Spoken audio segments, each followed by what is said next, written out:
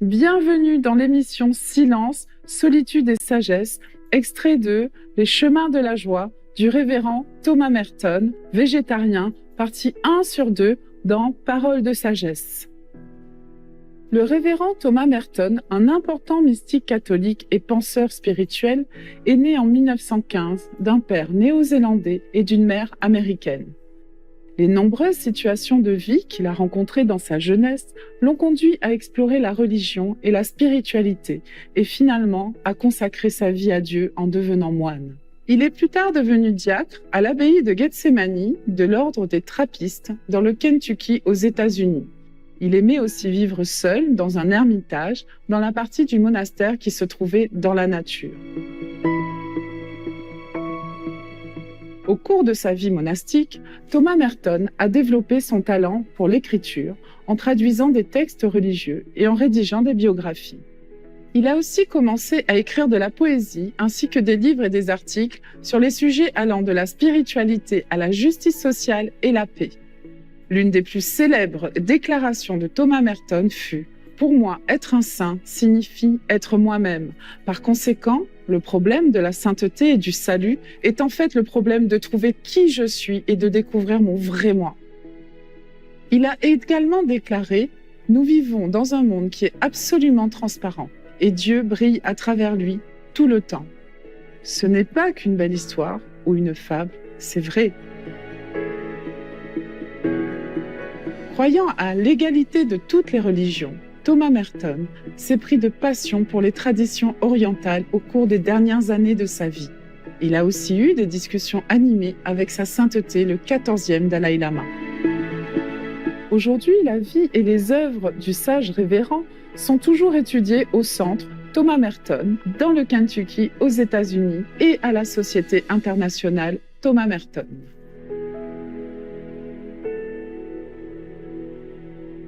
Aujourd'hui, nous vous présentons les extraits du livre de Thomas Merton, Les chemins de la joie. Le révérend partage comment, en nous entraînant à rester silencieux, nous pouvons devenir plus en phase avec Dieu. Il explique aussi comment la sagesse peut être développée par la repentance en suivant les commandements de Dieu et en permettant ainsi à la vérité de briller en soi. Chapitre 18. Il est nécessaire de nommer celui dont je partage le silence et que j'adore, car dans son silence, il prononce aussi mon propre nom. Lui seul connaît mon nom, dans lequel je connais aussi son nom. En effet, à l'instant où il m'appelle mon fils, je le reconnais comme mon père. Cette reconnaissance est en moi un acte, en lui une personne. L'acte en moi est le mouvement de sa personne, de son esprit, de son amour en moi. Quand il se déplace, je me déplace avec lui, de sorte que c'est moi aussi qui me déplace. Et dans mon mouvement, à la fois je m'éveille pour savoir que je suis, et je crie « Abba, Père !»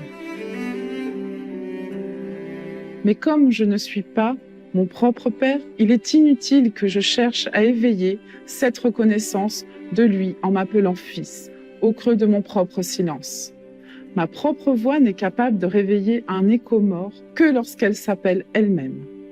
Il n'y aura jamais de réveil en moi si je ne suis pas appelé hors des ténèbres par celui qui est ma lumière. Seul celui qui est la vie est capable de ressusciter les morts. Et s'il ne me nomme pas, je reste mort, et mon silence est le silence de la mort.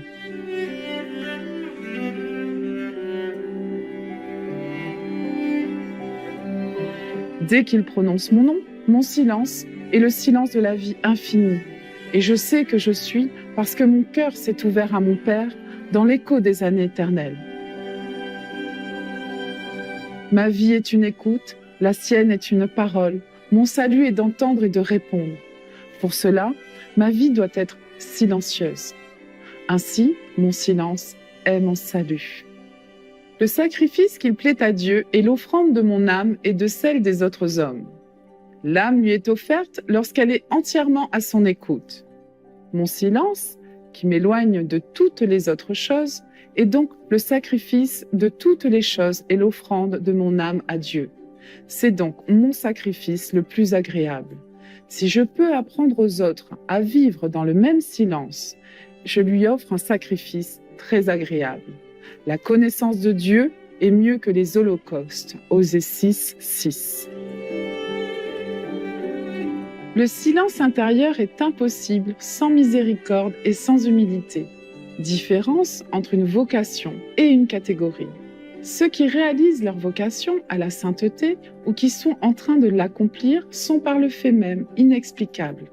Ils ne rentrent pas dans des catégories si vous utilisez une catégorie en parlant d'eux. Vous devez immédiatement nuancer votre affirmation, comme s'ils appartenaient également à une catégorie complètement différente.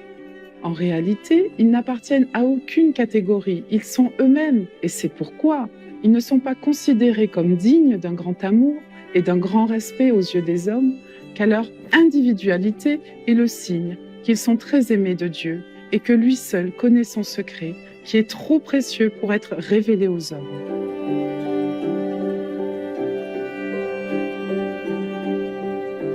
Ce que nous vénérons chez les saints, au-delà et par-dessus tout ce que nous connaissons, c'est ce secret, le mystère d'une innocence et d'une identité parfaitement cachée en Dieu.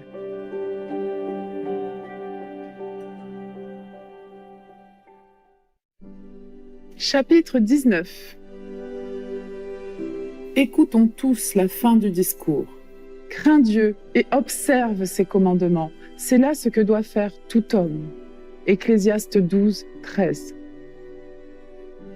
Qui a cherché la sagesse de Dieu qui précède toute chose? Craindre Dieu est la plénitude de la sagesse, et la plénitude vient de ses fruits.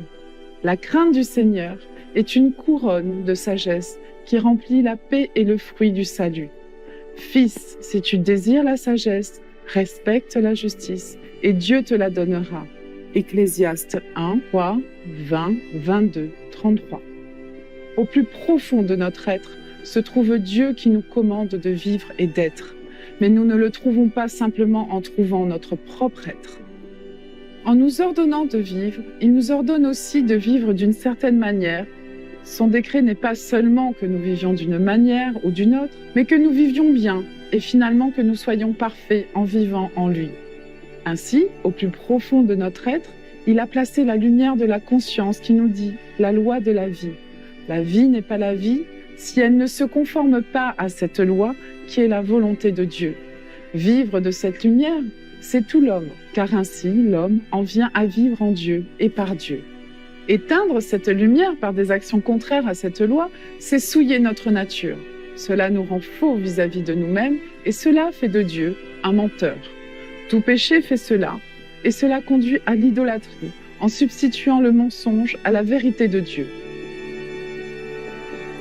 Une fausse conscience est un faux Dieu, un Dieu qui ne dit rien parce qu'il est muet et qui ne fait rien parce qu'il n'a aucun pouvoir.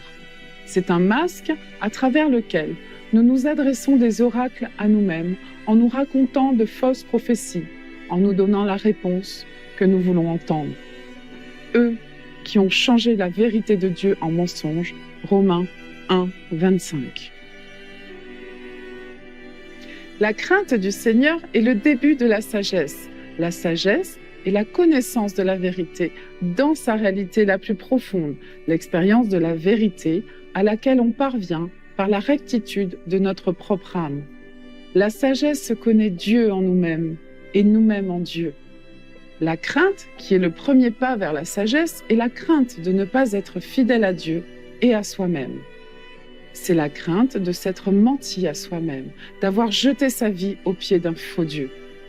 Mais tout homme est un menteur, car tout homme est un pécheur.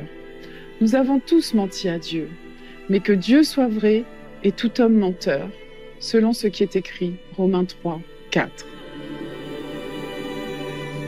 La crainte du Seigneur, qui est le commencement de la sagesse, est donc la reconnaissance du mensonge qui est dans notre main droite. Isaïe 44, 20. Si nous disons que nous n'avons pas de péché, nous nous mentons et la vérité n'est pas en nous. Si nous disons que nous n'avons pas péché, nous faisons de lui un menteur et sa parole n'est point en nous. 1 Jean 1, 8, 10. Le début de la sagesse est donc la confession du péché. Cette confession nous fait bénéficier de la miséricorde de Dieu. Elle fait briller la lumière de sa vérité dans notre conscience, sans laquelle nous ne pouvons éviter le péché. Elle fait entrer dans notre âme la force de sa grâce qui lie l'action de notre volonté à la vérité de notre intelligence. La solution au problème de la vie est la vie elle-même. La vie ne s'obtient pas par le raisonnement et l'analyse, mais d'abord par la vie.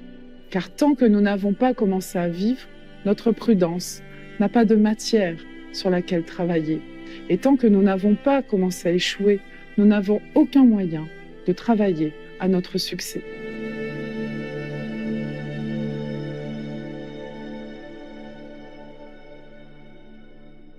Pour plus d'informations sur Thomas Merton, veuillez visiter merton.org.